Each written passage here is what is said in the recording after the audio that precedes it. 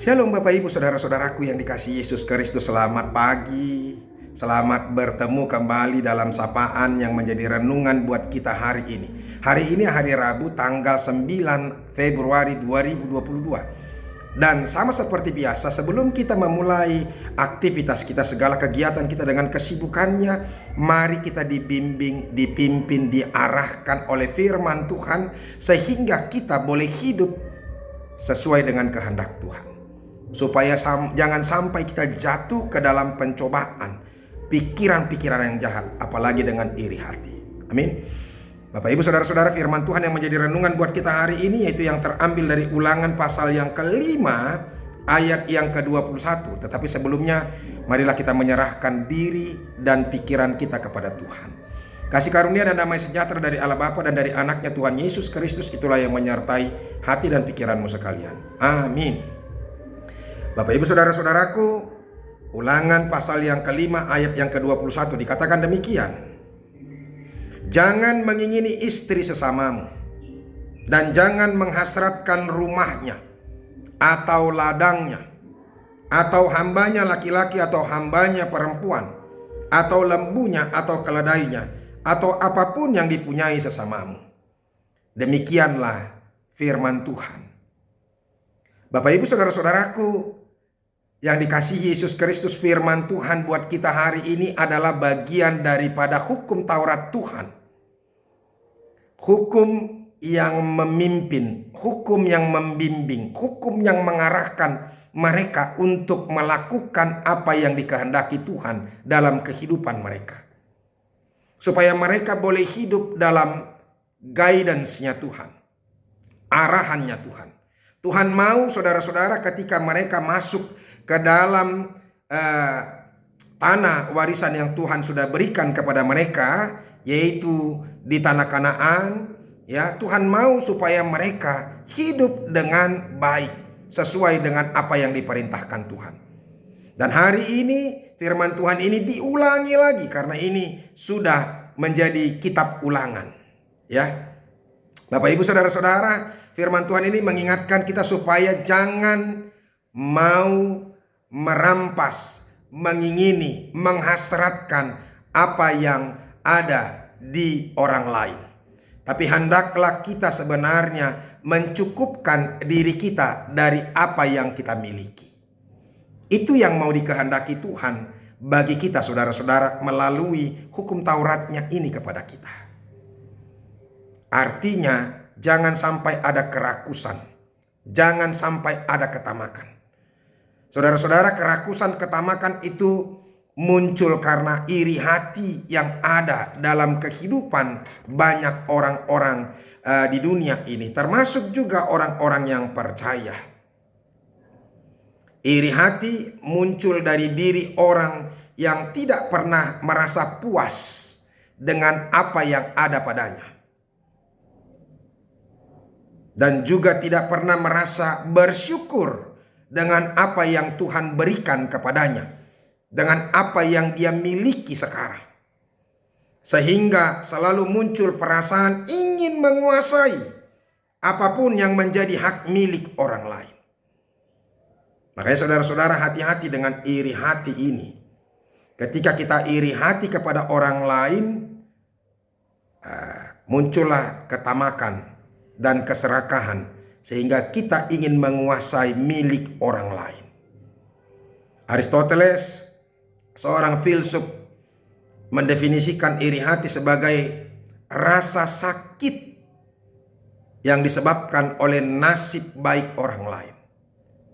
Bayangkan, iri hati itu muncul karena rasa sakit yang disebabkan oleh nasib baik orang lain.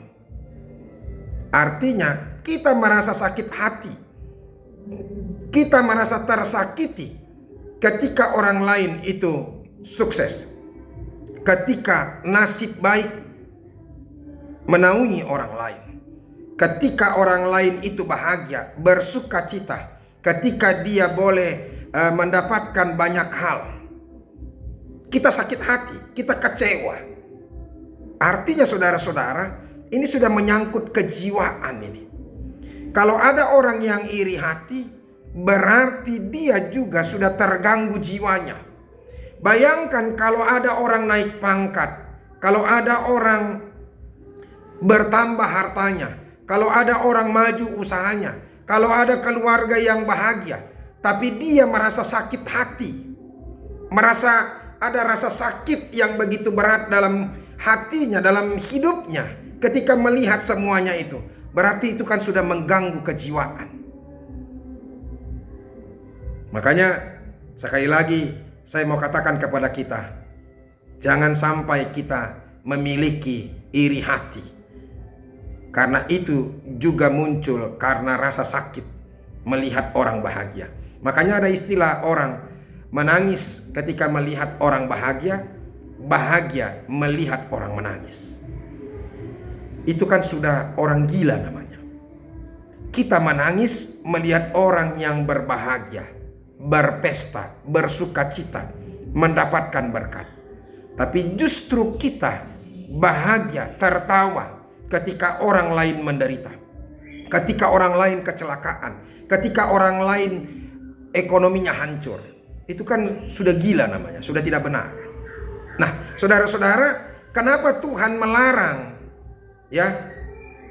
iri hati ini atau keinginan hasrat hati ini untuk dilakukan? Ada dua hal.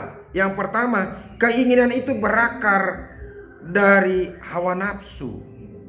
Hasrat yang seperti itu berakar, itu muncul karena keinginan daging, hawa nafsu. Sementara hawa nafsu itu adalah dosa. Dan Tuhan tidak mau supaya kita jatuh ke dalam dosa. Dan hati-hati saudara-saudara dengan keinginan-keinginan kita. Hati-hati, ibu-ibu juga kalau melihat perhiasan, emas, permata, muncullah keinginannya untuk memiliki itu. Nah, yang kedua saudara-saudara, kenapa itu salah? Karena keinginan itu biasanya diikuti atau di follow up dengan cara-cara yang salah. Ibu-ibu yang berkeinginan untuk mendapatkan perhiasan, dia mau melakukan kecurangan. Dia mau mencuri, mau menipu, mau melakukan sesuatu yang tidak benar. Yang penting dia boleh mendapatkan itu. Makanya banyak orang sekarang suka menipu. Kan banyak telepon-telepon gelap untuk menipu orang lain. Dibilanglah anak ibu sekarang di kantor polisi dan kami sedang menanganinya kena narkoba. Tertangkap dia bawa narkoba. Kalau ibu mau anak ibu lepas dan sebelum diperiksa, maka kirimkan segera duit kepada kami. Ada anak ibu sedang dirawat di rumah sakit. Dia jatuh, berlanggar kecelakaan sehingga kepalanya pecah. Pada saat ini kami sedang mau mengoperasi. Kalau ibu mau anak ibu selamat, kirimkanlah langsung uang 20 juta misalnya. Wah, orang sudah pada ketakutan. Bapak ibu saudara-saudara, inilah cara-cara yang tidak baik, tipuan. Dan kalau kita ingat saudara-saudara, Raja Daud ketika melihat Berseba, dia melihat, dia tertarik. Muncullah keinginan dagingnya, hasrat dagingnya, nafsu birahinya. Dan dia berupaya untuk mendapatkan Berseba itu. Bagaimana caranya? Dia menyingkirkan Berseba dengan menempatkan Uria suaminya Berseba di tempat peperangan yang paling sengit, sehingga dia mati terbunuh di situ. Kecurangan sudah terjadi untuk mendapatkan itu. Makanya Tuhan tidak mau. Oleh karena itu Bapak Ibu Saudara-saudara, makanya firman Tuhan ini mengingatkan kita sekali lagi. Tetapi sebelumnya, kalau kita boleh lihat di Yakobus 4 ayat yang pertama, kalau dikatakan tadi keinginan itu biasanya di follow up dengan hal-hal yang tidak baik. Dikatakan Yakobus 4 ayat 1, dari manakah datangnya sengketa dan pertengkaran di antara kamu? Bukankah datangnya dari hawa nafsumu yang saling berjuang di dalam tubuhmu? Kamu mengingini sesuatu tetapi kamu tidak memperolehnya. Lalu kamu membunuh, kamu iri hati tetapi kamu tidak mencapai tujuanmu. Lalu kamu bertengkar dan kamu berkelahi. Kamu tidak memperoleh apa-apa karena kamu tidak berdoa. Jadi ini kejahatan karena iri hati. Oleh karena itu saudara-saudara, firman Tuhan mengingatkan kita sekarang hari ini supaya apa? Supaya kita jangan mengingini istri sesamamu, jangan menghasratkan rumahnya atau hambanya dan seterusnya. Ini perintah, jangan. Bapak ibu saudara-saudara, kiranya kita juga boleh mengekang diri, mensyukuri apa yang sudah diberkati Tuhan kepada kita, cukupkan diri kita kepada apa yang Tuhan sudah berikan. Tuhan Yesus memberkati. Amin. Terima kasih Tuhan untuk firman-Mu, berkatilah itu. Ajar kami untuk mencukupkan diri kami, mensyukuri berkat-berkat. Terima kasih Yesus. Amin. Bapak ibu saudara-saudara, kita sudah dengarkan firman Tuhan. Mari terus melakukan apa yang dikenan Tuhan. Cukupkan dirimu dengan apa yang ada padamu. Bersyukur terus dan berdoa, bekerja untuk mendapatkan apa yang kita inginkan. Tuhan Yesus memberkati. Sampai ketemu besok. Salam.